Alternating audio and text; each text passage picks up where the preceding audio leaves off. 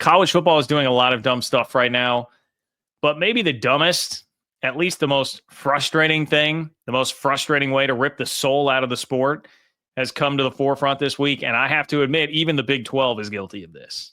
All right. So I also will have to acknowledge up front that this, if you've been following me for a long time, if you can remember what I have had to say about the Ireland game, K-State and Iowa State, if you can remember what I've had to say about Big 12, Mexico, Kansas, Houston, you're going to look at this and be like, dude, this is the most hypocritical take you've had. And you know what? That's fine. I would subscribe to the theory that we all get to grow and evolve with more information presented. And also, this one is complicated because I understand the position that the Big 12 is in, and everybody, for that matter, but especially conferences that are not the Big 10 or the SEC. But if you haven't figured this out yet, I'm going to be talking about this headline that popped up here. Okay, did you guys see this headline? Maybe an easy one to miss.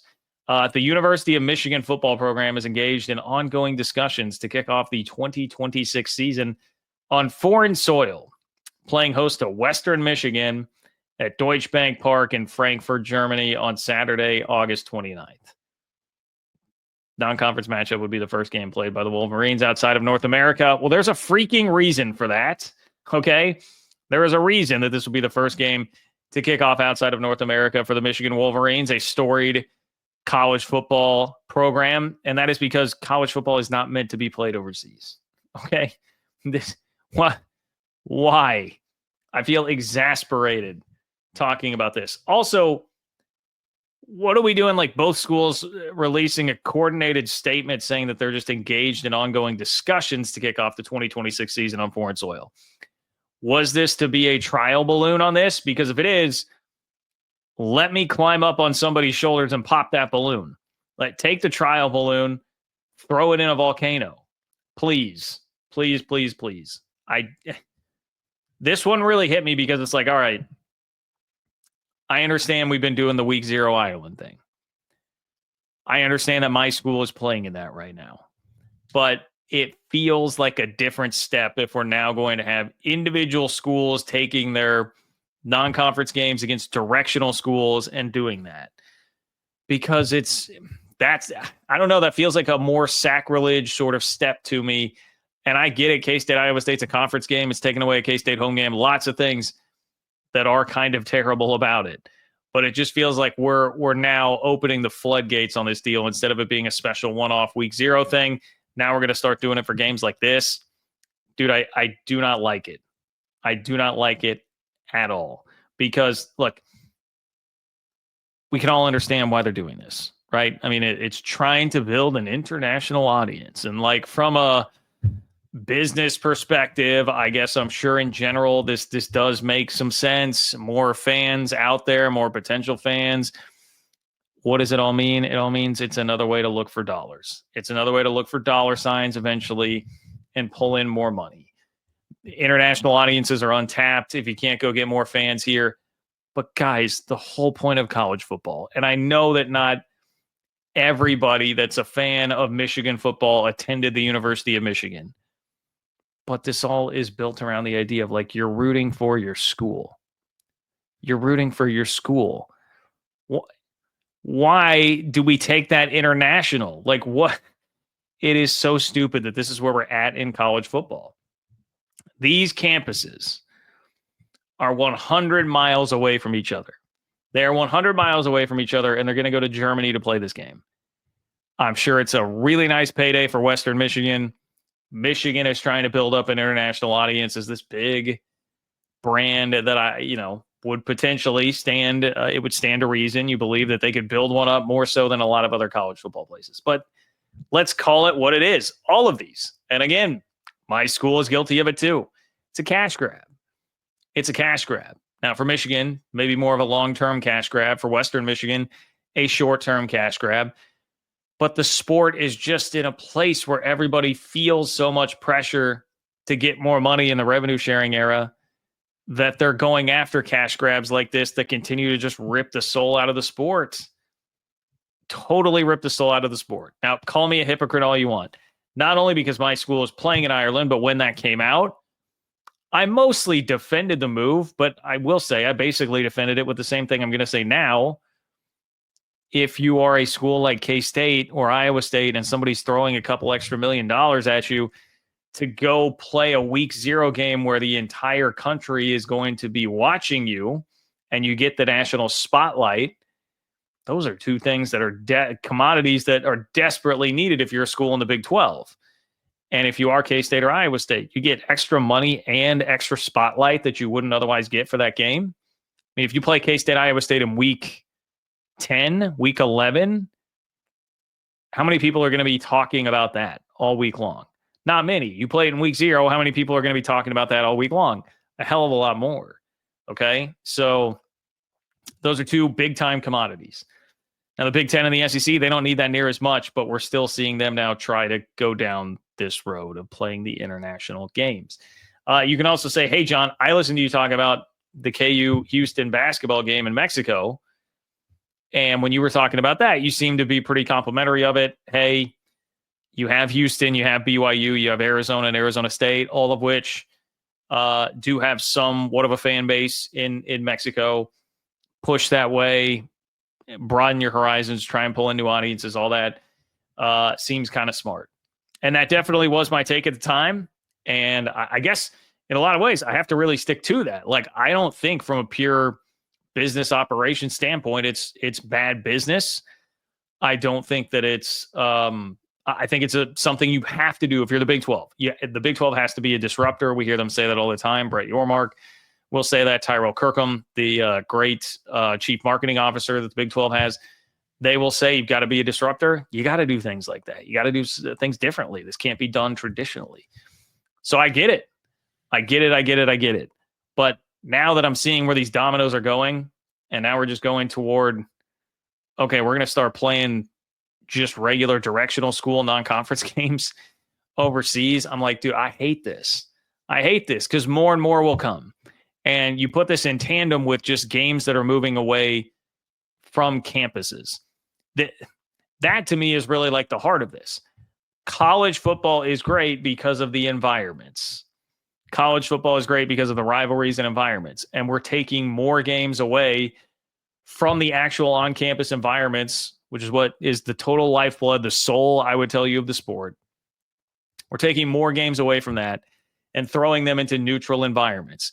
Because not only did we have this Michigan story about going to Germany within the last week, I also saw they're moving clean old-fashioned hate, Georgia Tech, to Atlanta.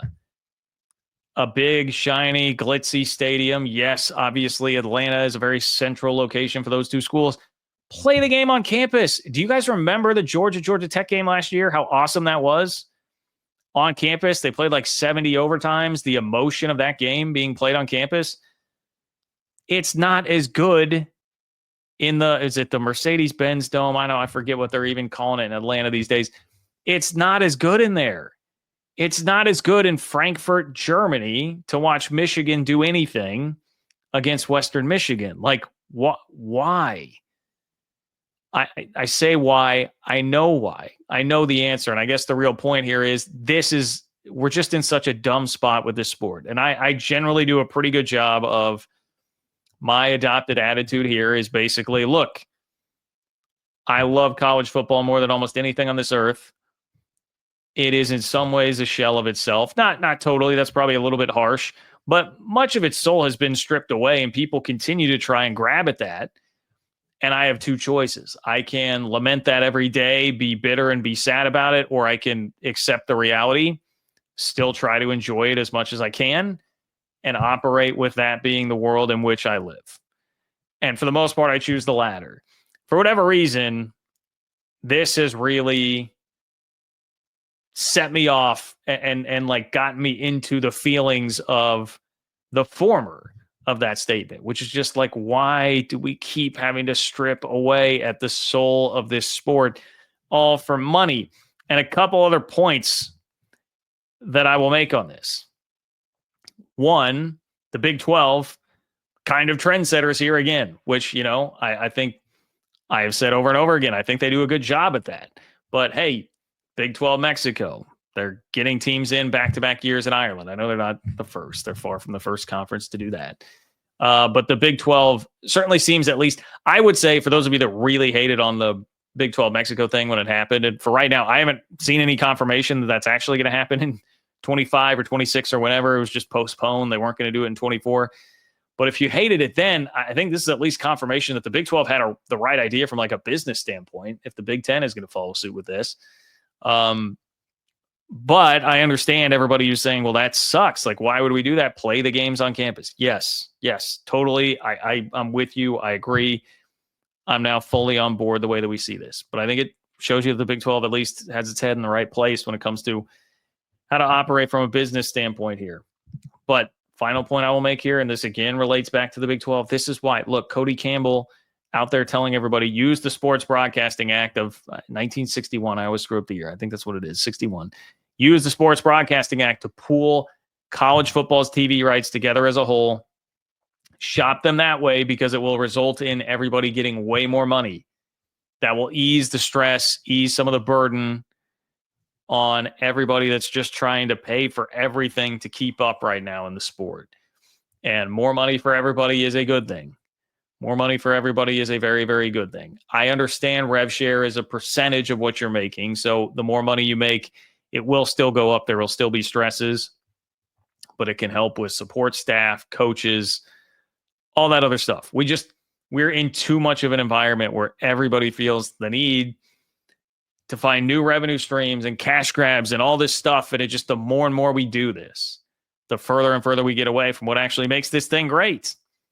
And it really feels like it's starting to get out of control. And we still have nobody there to stop it. Like we're still very much in a place where there's kind of a power vacuum. It's really being filled right now by the Big Ten and the SEC, but they are certainly not looking out for the best interest of everybody. And nobody really is right now, because like I said, even my conference, the Big 12, has been guilty of doing this, understandably so, once again, but everybody has been guilty of doing this. And this is, as I see Matthew say, college football needs a commissioner. This is absolutely one of those times where, yes, we need a commissioner to step in and be like, look, guys, I understand you want to be like the NFL. That's not college football's place. Look, if the NFL, again, I would say, if you want to zero in on me personally, I am a Chiefs fan. The Chiefs played in Germany recently. Is it much better to have a game in Arrowhead Stadium than it is in Germany? Hell yes, it is. It's an incredible environment. But the environments are less integral to the sport in the NFL, which is already a very, very corporate-y sort of. The NFL has a very corporate-y sort of feel to it. Now, I still love a good NFL football game. It's great football. It doesn't hit me the way college football does because it is more corporate-y. It has less of a soul to me than college football does. And we're pushing college football closer and closer toward that because they're looking at the NFL and being like, oh, well, look at this. Look at this. We need to get Johan in Germany wearing a Michigan Wolverines hat. We need to do this because that means he'll be buying hats and that's an extra revenue stream. Oh, dude, I don't like it. I don't like it at all. And this is one of those random things that just hit me. It's not random, but some of these I'm able to just let go by. This one I really couldn't, especially because I also saw the Georgia Tech thing, which God, play that game on campus. That was so awesome last year. Anyway, and yes, I do. The closer we get to this Ireland game, it will be very cool. The week 0 part of it is what I care about. I do not care about it really being overseas.